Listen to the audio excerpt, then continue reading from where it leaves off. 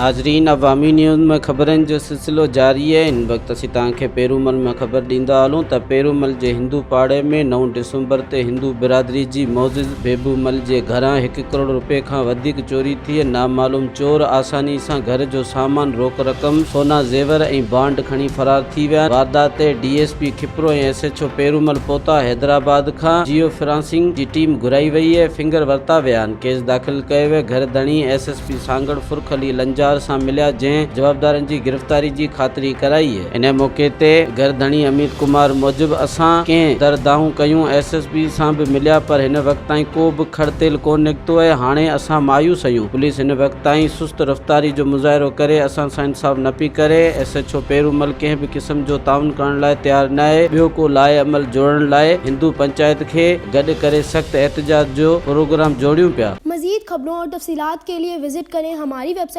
www.awamiNewsHD.com।